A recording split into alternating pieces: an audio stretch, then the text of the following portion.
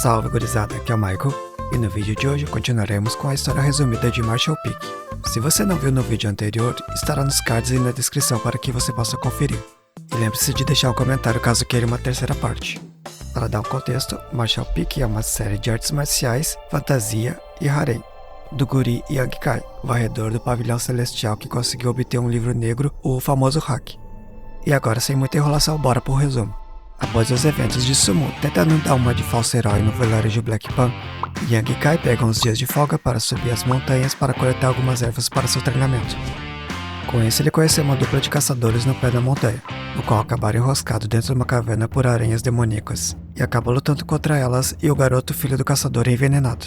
Após seus monólogos, Yang Kai lembra que as ervas que ele coletou tinham efeitos medicinais, assim estabilizando a situação do garoto. E como bônus, encontrando ao fim da caverna, as ervas medicinais do qual precisava.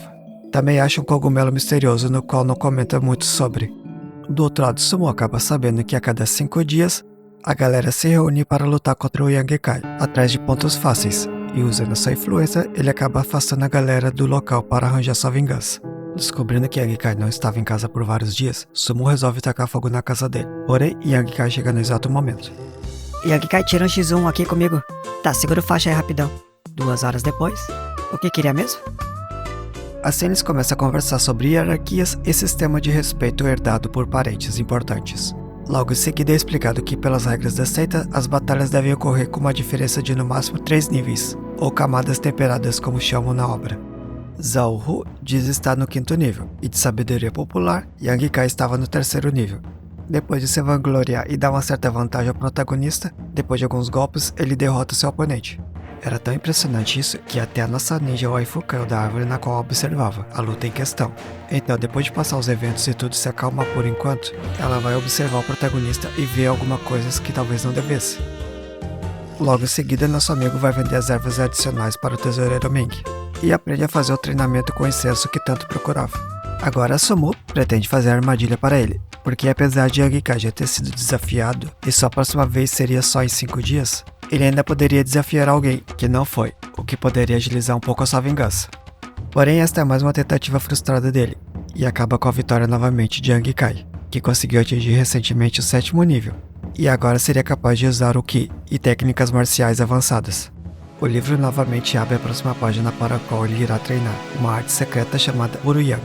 Seu local de treinamento desta vez é um desfiladeiro criado por um golpe de espada contra uma luta de um demônio ancestral. Isso acontece após alguns monólogos, e conhecer um ancião que ele mesmo julga nunca ter conhecido da existência, principalmente por ser o 11º. Em sua volta para casa, o waifu ninja estava dormindo em sua cama à sua espera. Então somos apresentados a ela, que se chama Xia. Veio trazendo um presente deixado em sua posse, pelo caçador de anteriormente ingratidão. Tá, acreditamos, né? Na manhã seguinte, Sumo deixa um bilhete de desafio na porta de Yang Kai. Então passamos para o grupo de Sumo, no qual esperava por ele, e conhecemos um novo grupo chamado Mansão Tempesta, liderado por Sheng Sao, no qual rivaliza diretamente com ele, e sai na porrada contra o grupo deles. Assim, quando estão apanhando feio, chega o protagonista e consegue equilibrar as coisas dando uma surra nos rivais de Sumo. E claro, aqui temos uma cena que me surpreendeu um pouco enquanto eu lia. Rumei, da Sociedade Sanguínea. Apesar dela não ter participado da briga, ela foi a maior caçadora. Então Yang Kai acaba ensinando uma pequena lição a ela. Essa foi uma cena de eti que eu realmente não estava esperando acontecer. Também é explicado que é comum os discípulos das 3 principais facções lutarem entre si, estão acostumados com o fato, e tudo simplesmente será ignorado pelos anciãos desde que não haja mortes. Apesar do foco de treinamento dele ser eficiente, a cultivação e absorção de Ki, a luta entre discípulos acaba ainda assim sendo os melhores treinamentos depois de tudo. No final do dia, ele acaba estando no 8º nível.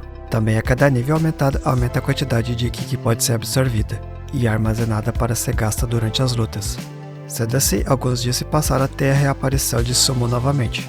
Sumo e Yang Kai acabam tornando-se amigos após todos os eventos ocorridos. Quando estava lhe apresentando o mercado central das facções, ele pergunta sobre tal 11º ancião, no qual é dito que havia somente 5 mais o líder da seita. Então seremos apresentadas as categorias do domínio da cultivação que seriam: domínio do corpo temperado, domínio do fundamento inicial, domínio do fluxo de Ki, domínio da fusão de Ki, domínio do fundamento puro e domínio da alma nascente. Assim, cada domínio tem 9 níveis diferentes, sendo que quanto mais alto o nível, mais difícil de passar para o próximo. E sendo o domínio da alma, o mais raro e difícil de serem vistos, até mesmo na elite.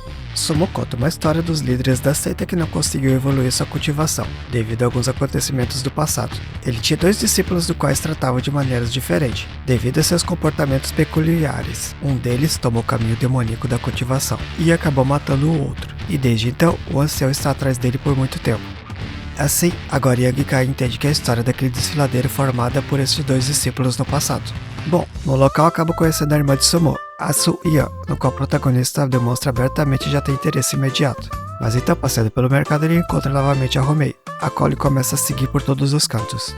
Assim que Yang Kai vai dar o perdido nela pela floresta Blackwind, eles são perseguidos e também atacados novamente pelo grupo da Mansão Tempesta, liderado por Shang Tsung, esses que dessa vez têm a intenção de matá-lo. Aí você pensa que o protagonista só vai dar uma surra neles para aprender a lição, certo? Muito errado.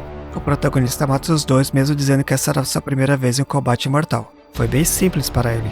Até eu me surpreendi muito lento. Normalmente eles levantam magicamente e simplesmente vão embora. Mas Yang Kai teve até que levar os corpos jogando no mar, e usando Romei como cúmplice para garantir seu silêncio.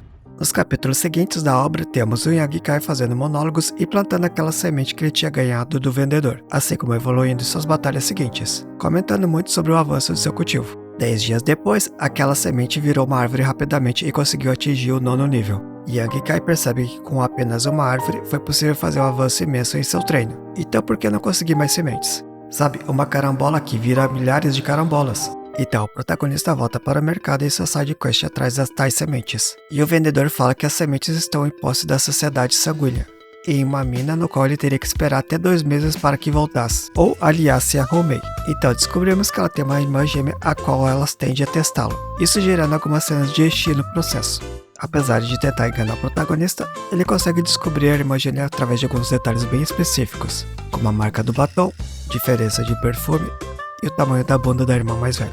Depois de passar alguns perrengues com elas, ele segue o caminho até as minas da sociedade sanguínea. E já na entrada o protagonista entra em treta com o ancião, avô da Romei. Mas toda aquela luta ali tinha um motivo de pessoas interessadas na garota.